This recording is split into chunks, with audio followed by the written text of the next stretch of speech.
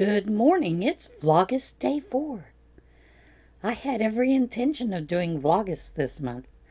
Well, things got a little screwy with my health, so didn't happen. May happen a little bit later in the month. I may do a couple here or there as I feel better and better.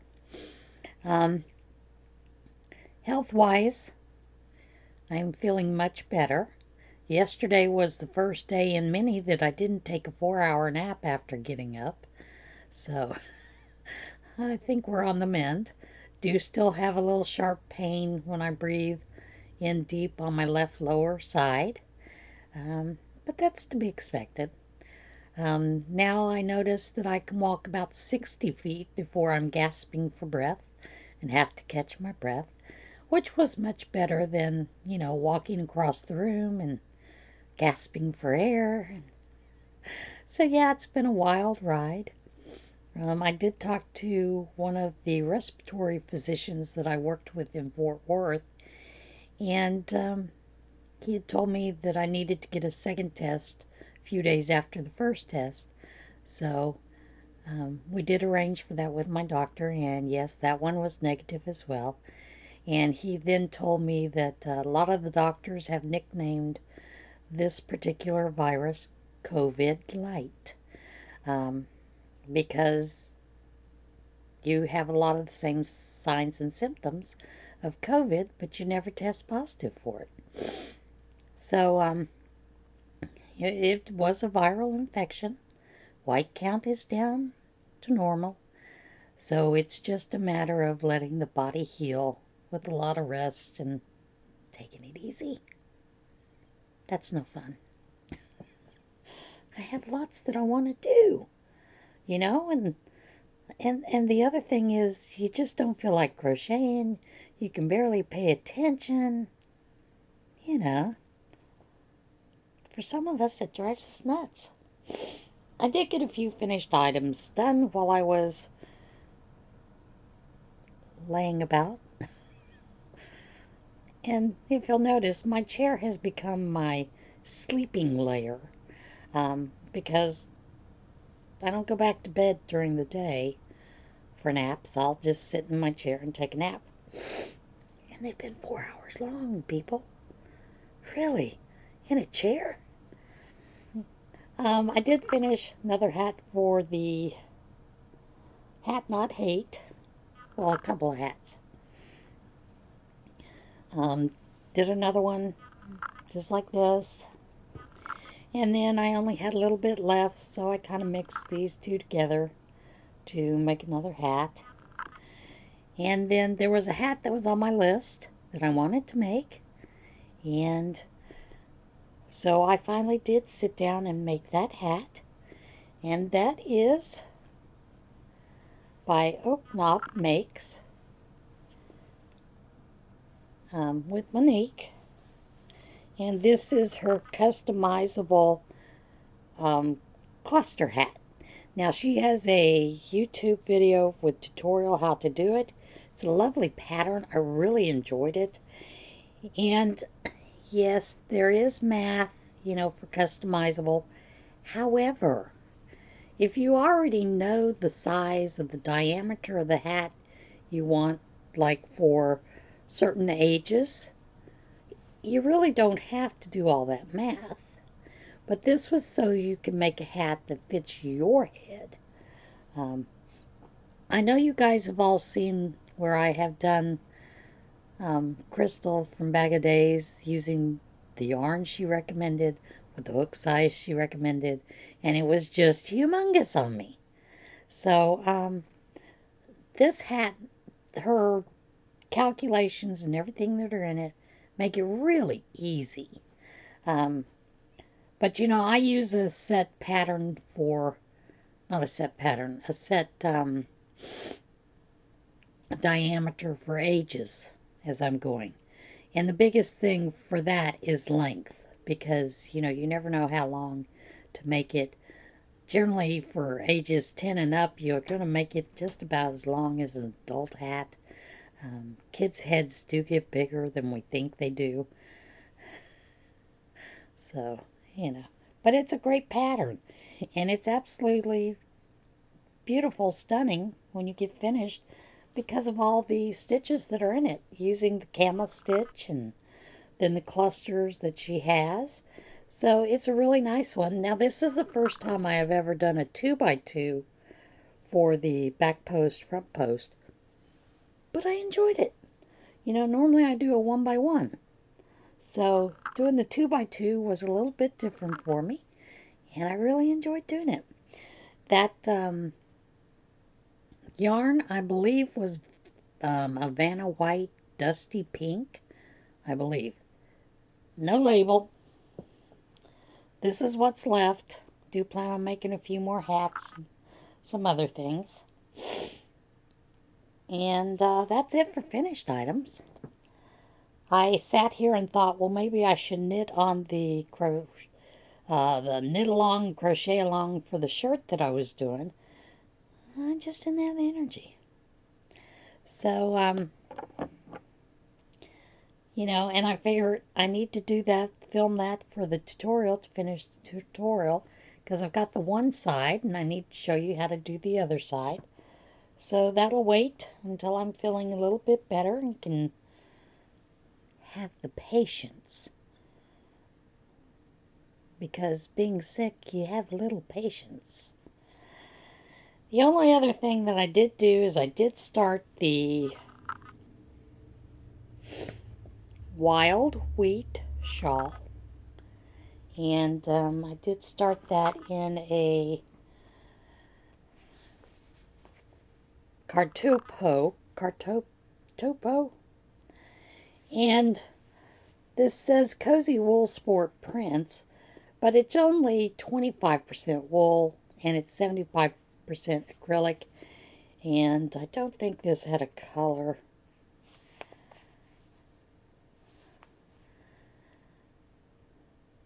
It's like H1908, something like this.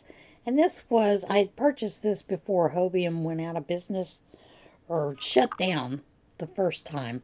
So I don't even know if Hobium still has that colorway. They may very well have it, they may not. But I thought it was very pretty, so I'm going to finish working on that in my get wellness things going on. So that is it for finished items. I did want to tell you about another drink that I enjoyed during the summer, and that is these Weiler's Light that you can, it's pink lemonade, that you can toss into your water bottles. I've been enjoying that, and because I got to drink a lot of fluids for this viral infection and to heal all the stuff. We do plan on doing some more tests in about 2 weeks to see if there is any long-lasting damage. I was a little concerned because I was sent the final x-rays, and the final x-rays said that my left ventricle was enlarged, and my doctor told me, yeah, but when you're doing a frontal, that's not really good. There was no EKG reading to see if it showed up on the EKG reading, so we're going to do that test in a couple of weeks and see what it says, and hopefully there's no damage. Otherwise, there'll be new things to learn. It's gonna be a joyous time. Now, I do want to address one thing. A couple of people have commented about commercials. You know, the ads that run on the videos. There is nothing I can do about it. I don't choose the ads. I don't even get to tell you where they're placed. I've noticed I watched a 10-minute video and there were 8 ads in that 10-minute video. I do believe that YouTube is trying to make up for the lost money that they had to pay to the FCC, you know, with their fine. So I think that's what's going on. And I told my husband I was seriously thinking about paying for the no ads with YouTube just to get away from the ads myself. I said, no, but I can't do that because, I don't know how that works for people that I know are kind of not dependent on the income, but use the income for other things in their lives. So we decided to just buckle down and watch the ads. And when you get to the skip it. Um, I have been told that you need to just watch 8 to 10 seconds of the ad, for revenue to be generated for the person that you're watching the ad on. I don't know if that's true or not, but, I'll give it 8 to 10 seconds and then hit skip. But unfortunately, some of those political ads, you don't get a choice, and that annoys me because some of the political ads, it just ticks me off. I hate this time of year. Political ads, all the lies from both sides, just gets old. But just thought I would tell you that. Don't have a choice in the ads. Can't do anything about them. Skip them when you get to the skip. I really appreciate it. I will tell you, a lot of people think that once they get monetized, that the money will come flowing in. I will tell you, you have to meet a $100 threshold, and it takes me 4 to 5 months to reach a $100 threshold. So I get paid about every 4 months. Just a little over $100. So yeah, you're not going to make a whole lot of money with YouTube. Just not going to happen. But good luck with it. Okay, you ready for a little what in Tarnation? I am. Glitch blamed for Mickey Mouse signing tax refund checks. Yeah, Mickey Mouse. Rhode Island state officials said a technical glitch was to blame for 176 tax refund checks being mailed out bearing the signatures of Mickey Mouse and Walt Disney. Jade Borgeson, Chief of Staff for the Rhode Island Department of Revenue, confirmed the checks were mailed out this week with the signatures of Walt Disney and his most famous cartoon creation instead of Rhode Island's General Treasurer Seth Magaziner and State Controller Peter Keenan. As a result of a technical error in the Division of Taxation's automated refund checks printing system, approximately 176 checks with invalid signature lines were printed and mailed to taxpayers on Monday. Borgenson said in a statement to WJR-TV. The invalid signature lines were incorrectly sourced from the division's test print files, she said. Really? Walt Disney and Mickey? Does Disney know about this? Because I'm sure they're going to want their cut. Borgenson said most of the erroneous checks were corporate tax fee refunds. Corrected checks will be reissued to impacted taxpayers within 1 week. However, seriously, Disney, get on that, ding 'em. Now this next one has video, and it's a cute video. Bear wheels Florida man's trash can back up the driveway. A Florida man shared security camera footage of a bear wheeling around his trash can before spilling it out onto his lawn. Brett Longo said his home security camera sent him an activity alert, and he checked the feed to discover 2 black bears in front of his Mary Esther Okaloosa home. The video shows one of the bears wheeling Longo's trash can from the curb back up his driveway. It was full, Longo told the Northwest Florida Daily News. That bad boy was to the top. Longo jokingly suggested the bear was trying to be helpful. He was just bringing it up to the house, and he was polite enough to move it out of the driveway.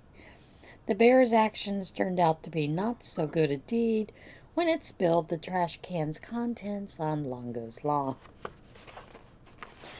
But it is a cute video. Now, I don't know how I would feel as a farmer if I found this in my field. Farmer finds prosthetic leg dropped by skydiver. An amputee who lost his prosthetic leg while skydiving was reunited with his limb thanks to a sharp-eyed Vermont farmer who found it intact among his crops. Chris Marqueries, sorry, butchered the name, said he went for a tandem jump Saturday at Vermont Skydiving Adventures in Addison and didn't realize until he was safely on the ground that his prosthetic leg was missing. I think my adrenaline was so high and I was just so excited I didn't realize I had lost it. He posted a plea on Facebook for local residents to keep an eye out for his missing leg, as replacing it would be expensive. And it is. It's outrageous. The post came to the attention of West Addison farmer Joe Marzakowski, whose property is located near Vermont Skydiving Adventures.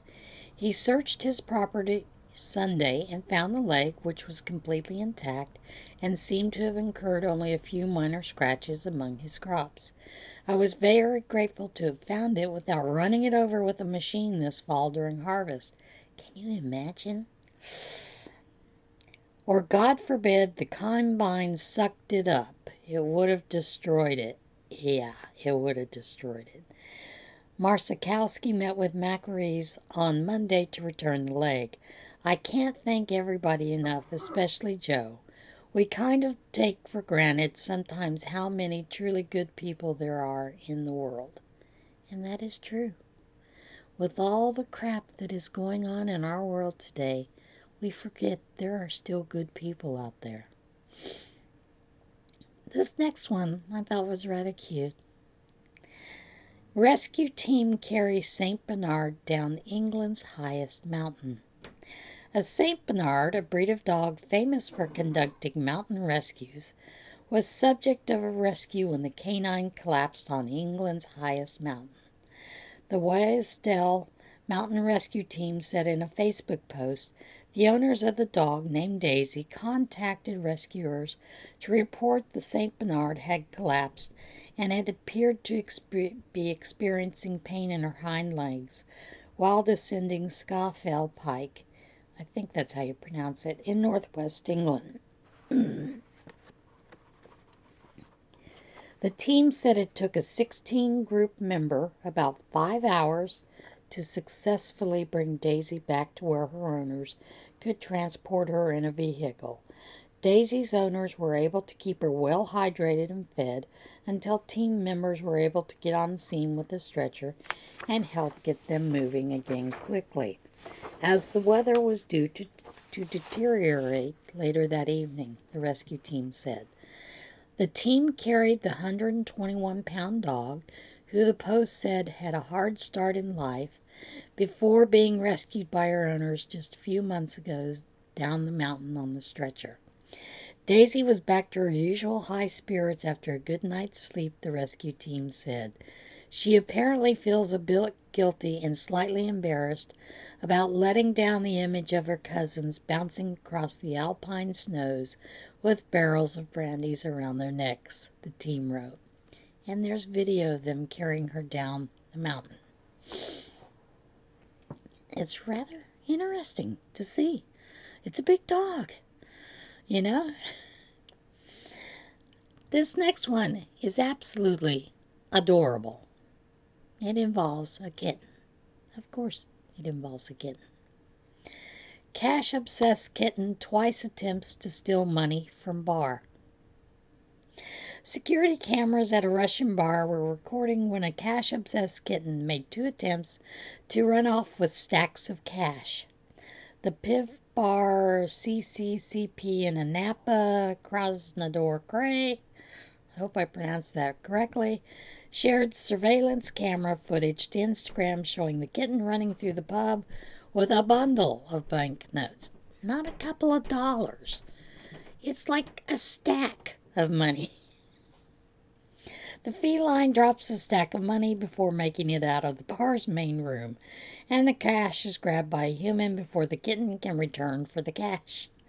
A second video recorded just a short time later shows the kitten successfully run off with a stack of cash, but bar employees said the second heist involved a stack of obsolete currency kept by the business for decoration purposes.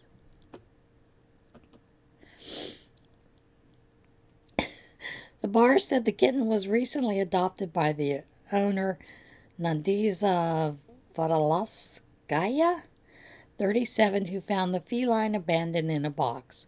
The cat, named Masiana, has a fascination with money, employees said. Vodolskaya said workers are being instructed to keep the cash box secured to make sure Masiana doesn't succeed in making off with any more of the business's profits. And there are two videos. There's the first video where the human catches the money, and the second one where the kitty makes off with her little dash. That's it for today. Everybody have a great week. Be well, be safe, and as always, be kind. I'll see you again soon. Bye.